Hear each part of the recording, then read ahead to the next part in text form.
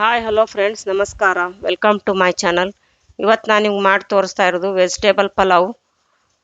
ದೊಡ್ಡ 2 ಈರುಳ್ಳಿ, 2 ಟೊಮೆಟೊ, ಒಂದು ದೊಡ್ಡ ಆಲೂಗಡ್ಡೆ, ಕ್ಯಾರೆಟು, ಕರಿಬೇವು ಸೊಪ್ಪು ಮತ್ತು ಬೀನ್ಸು, ಒಂದು 8-10 ಬೀನ್ಸ್ನ ತೊಳೆದು ಹೆಚ್ಚಿಟ್ಕೊಂಡಿರೋದು, ಮತ್ತು ಅಕ್ಕಿನ 2 ಗ್ಲಾಸು ಚೆನ್ನಾಗಿ ಒಂದು 2-3 ಸರಿ ನೀರಿನಲ್ಲಿ ತೊಳೆದು ಒಂದು 15 ನಿಮಿಷ ನೆನೆಸಿಟ್ಕೋಬೇಕು. 15 ನಿಮಿಷ ನೆನೆಸಿಟ್ಕೊಂಡಾದ್ಮೇಲೆ ನಾನು ಈ ಥರ ಬಸ್ತಿಟ್ಕೊಂಡಿದ್ದೀನಿ. ಇದು ಖಾರ ರುಬ್ಬೋದಕ್ಕೆ ಕೊತ್ತಂಬರಿ, ಕರಿಬೇವು, 1 ಗಡ್ಡೆ ಬೆಳ್ಳುಳ್ಳಿ ಸೋಸಿರೋದು, 1 ಇಂಚಿನಷ್ಟು ಶುಂಠಿ ಕಟ್ ಮಾಡಿರೋದು, ಒಂದು 8-10 ಹಸಿಮೆಣಸಿನ್ಕಾಯಿ.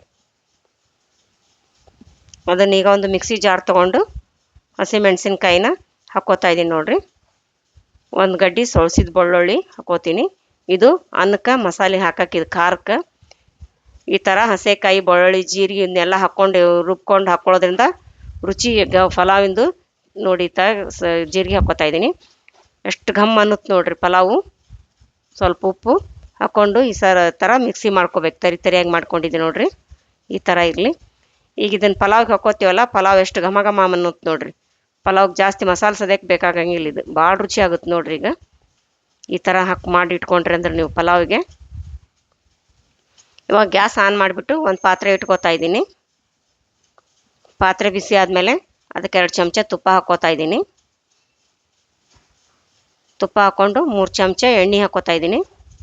ನೀವು ಈ ಥರ ಈ ತುಪ್ಪ ಹಾಕಿ ಪಲಾವ್ ಮಾಡೋದ್ರಿಂದ, ಎಣ್ಣೆ ಜೊತೆ ತುಪ್ಪ ಮಿಕ್ಸ್ ಮಾಡಿ ಮಾಡೋದ್ರಿಂದ ಪಲಾವಿನ ಘಮ ಚೆನ್ನಾಗಿರುತ್ತೆ, ಟೇಸ್ಟ್ ಎಷ್ಟು ಚೆನ್ನಾಗಿರುತ್ತೆ ನೋಡಿದು. ಇವಾಗ ಎಣ್ಣೆ ತುಪ್ಪ ಬಿಸಿ ಆದಮೇಲೆ ಸಾಸಿವೆ ಜೀರಿಗೆ ಹಾಕ್ಕೊಂಡು ಅದು ಚಟಪಟ ಸಿಡಿದ್ಮೇಲೆ ನಾನು 2 ಈರುಳ್ಳಿನ ಉದ್ದುದ್ಕ ಹೆಚ್ಚಿಟ್ಕೊಂಡಿದ್ದೀನಿ. ಸಣ್ಣ ಹೆಚ್ಕೋಬೇಡ್ರಿ, ಉದ್ದು ಹೆಚ್ಕೊಂಡ್ರೆ ಚೆನ್ನಾಗಿರುತ್ತೆ. ಮತ್ತು ಸ್ವಲ್ಪ ಕರಿಬೇವು ಹಾಕ್ಕೊಂಡು ಕಾಯಿಸ್ಕೊತಾ ಇದ್ದೀನಿ. ಕ್ಯಾಬೇಜನ್ನು ಉದ್ದುದ್ಕ ಹೆಚ್ಕೊಂಡು ಇಟ್ಕೊಂಡಿದ್ದೀನಿ. ಸ್ವಲ್ಪ ಕ್ಯಾಬೇಜನ್ನು ಉದ್ದಕ್ಕೆ ಹೆಚ್ಚಿಟ್ಕೊಂಡಿದ್ದನ್ನು ಹಾಕಿ ಈಗ ಕಾಯಿಸ್ಕೋಬೇಕು. ಈ ಥರ ತುಪ್ಪ ಹಾಕಿ ಒಗ್ಗರಣೆ ಹಾಕೋದ್ರಿಂದ ಪಲಾವು ಘಮ್ ಅಂತ ವಾಸನೆ ಬರುತ್ತೆ, ಮತ್ತು ರುಚಿನೂ ಚೆನ್ನಾಗಿರುತ್ತೆ. ಒಂದು ದೊಡ್ಡ ಆಲೂಗಡ್ಡಿನ ಮೇಲಿನ ಸಿಪ್ಪೆ ತೆಗೆದು ತೊಳೆದು ಹೆಚ್ಕೊಂಡಿರೋದು,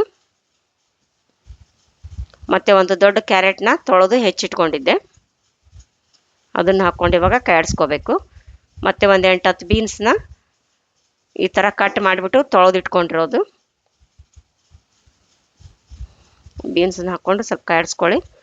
2 ದೊಡ್ಡ ಟೊಮೆಟೊನ ತೊಳೆದು ಸಣ್ಣಗೆ ಹೆಚ್ಚಿಟ್ಕೊಂಡಿದ್ದೀನಿ, 2 ಟೊಮೆಟೊ ಹೆಚ್ಚಿದ್ದೀನಿ. ಈಗ ಇದೆಲ್ಲನೂ ಎಲ್ಲ ಕಾಯಿಪಲ್ಯನೂ ಇದನ್ನು ಇವಾಗ ಚೆನ್ನಾಗಿ ಕಾಯಿಸ್ಕೊಳ್ಳಿ. ಕಾಯಿಸ್ಕೊಂಡು ಒಂದು ಪ್ಲೇಟ್ ಮುಚ್ಚಿಟ್ಟು 1 ನಿಮಿಷ ಬೇಯೋದಕ್ಕೆ ಬಿಡಿ. ನೋಡಿ, ಎಲ್ಲ ತರಕಾರಿನೂ ಎಷ್ಟು ಚೆನ್ನಾಗಿ ಬೆಂದಿದೆ.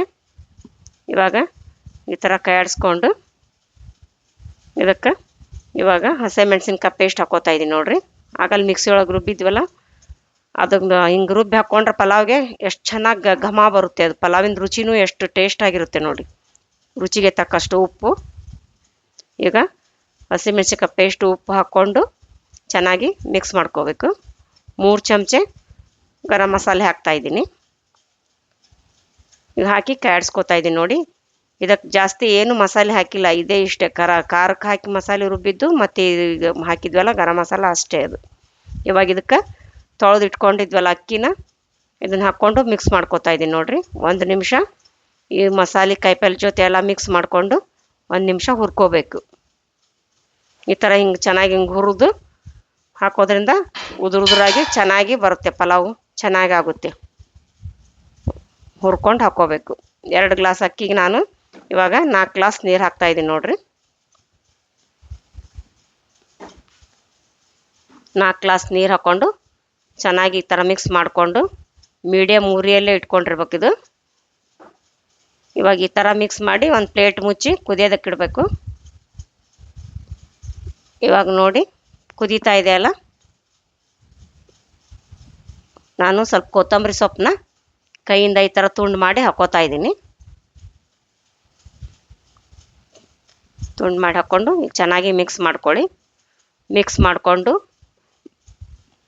ಉರಿನ ಸಣ್ಣಗಿಟ್ಟು ಪ್ಲೇಟ್ ಮುಚ್ಚಿಬಿಟ್ಟು ಕುದಿಯೋದಕ್ಕೆ ಬಿಡಿ. ಈಗ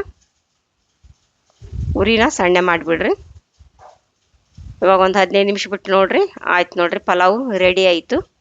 ಇವಾಗ ಗ್ಯಾಸ್ ಆನ್ ಮಾಡಿಬಿಟ್ಟು ಪಲಾವನ್ನ ನೋಡಿ ಎಷ್ಟು ಚೆನ್ನಾಗಾಗಿದೆ ನೋಡಿ. ಎಲ್ಲ ವೆಜಿಟೇಬಲ್ ಹಾಕಿ ಮಾಡಿರೋದು ವೆಜಿಟೇಬಲ್ ಪಲಾವು ಘಮ್ ಅಂತ ಇದೆ. ತುಪ್ಪ ಮತ್ತು ಹಸೆಕಾಯಲ್ಲಿ ಬೆಳ್ಳುಳ್ಳಿ ಎಲ್ಲ ಹಾಕಿ ಮಿಕ್ಸಿ ಮಾಡಿದ್ವಲ್ಲ, ಎಷ್ಟು ಚೆನ್ನಾಗಾಗಿದೆ ನೋಡಿ. ತುಪ್ಪ ಹಸಿಮೆಣಸಿನ್ಕಾಯ್ದು ಘಮ ಎಷ್ಟು ಚೆನ್ನಾಗಿ ಬರ್ತಾ ಇದೆ. ಪಲಾವ್ ರೆಡಿ ಆಯ್ತು ನೋಡಿ. ಈಗ ಸವಿಯಲು ಸಿದ್ಧ. ಈ ವಿಡಿಯೋ ನಿಮಗೆ ಇಷ್ಟವಾದಲ್ಲಿ ದಯವಿಟ್ಟು ಲೈಕ್ ಮಾಡಿ, ಶೇರ್ ಮಾಡಿ, ಸಬ್ಸ್ಕ್ರೈಬ್ ಮಾಡಿ ಮತ್ತು ಬೆಲ್ ಬಟನ್ ಒತ್ತಿರಿ. ನೀವು ಬೆಲ್ ಬಟನ್ ಒತ್ತೋದ್ರಿಂದ ನಾನು ಹಾಕೋ ಮುಂದಿನ ವಿಡಿಯೋ ನಿಮ್ಗೆ ಮೊದಲು ಬರ್ತಾವ್ರಿ. ಧನ್ಯವಾದಗಳು.